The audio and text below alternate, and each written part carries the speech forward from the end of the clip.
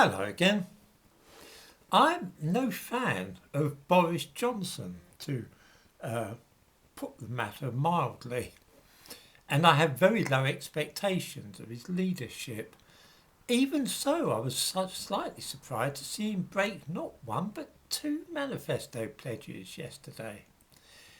We see now that he won the 2019 election under false pretences. I shall talk about the betrayal of pensioners later today, but just now I want to explain why Britain's National Health Service is tottering on its last legs, in urgent need of attention if it is to be saved. There are two reasons. Both are the fault of the present administration. The first of these is the inevitable after effect of ignoring every other health problem in the nation, from cancer and diabetes to heart disease and strokes, and throwing everything into fighting the virus which appeared in Britain last year. It was obvious that if all cancer treatment, including chemotherapy and urgent operations, were to be suspended, then the natural consequence could only be the lengthening waiting lists for cancer treatment, combined with a sharp rise in deaths from cancer.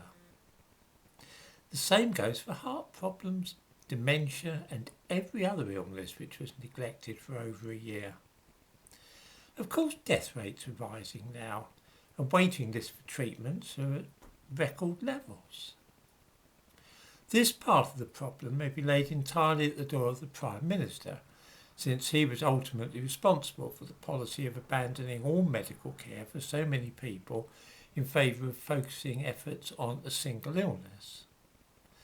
The terrible crisis in which the NHS now finds itself is partly a product of making policy on the hoof, with government ministers running around like headless chickens and pretending that cancer and strokes would simply stop happening for a year if they were ignored. This aspect of government policy has been a dismal failure, and now taxpayers are being expected to pay for it. The rise in national insurance contributions, which is to be converted into a new tax, is designed to allow the NHS to deal with the hideous backlog and get back to normal. I don't think I'm going to be giving any spoilers when I tell viewers there is not the remotest chance of this actually happening, partly as a result of the other big problem, which nobody will actually talk about out loud, which is very odd. The second cause of the near collapse of the NHS is, of course, large-scale and uncontrolled immigration. Not only are waiting lists for diagnoses, consultations, operations and other treatments at their longest for a very long while, there is also a shortage of GPs and dentists and all sorts of other people. This has led to a situation which some viewers might have seen in action. Every day now, thousands of immigrants arrive in Britain, either from France, Afghanistan, Hong Kong or elsewhere.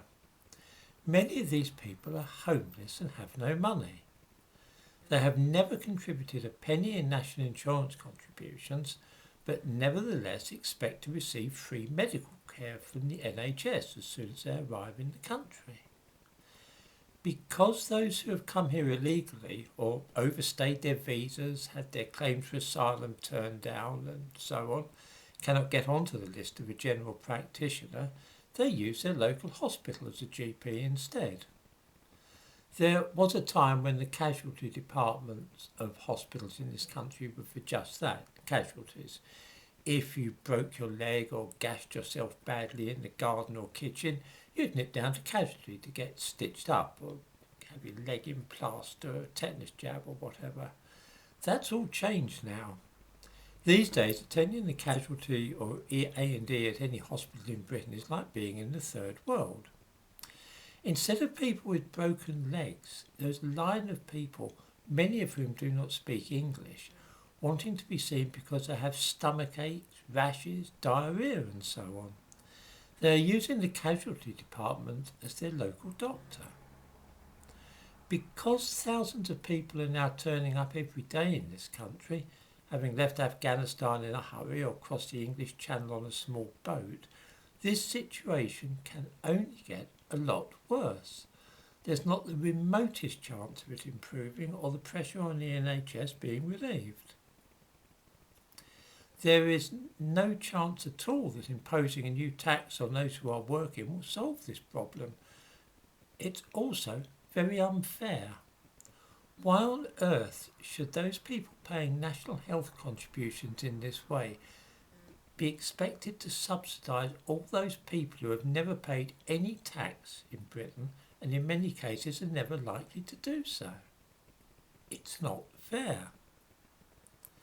These are the two chief reasons why the NHS is almost dead on its feet, but nobody seems to be eager to talk about these real problems. Anybody mentioning illegal immigration in connection with the NHS is liable to be called a racist and viewed with contempt.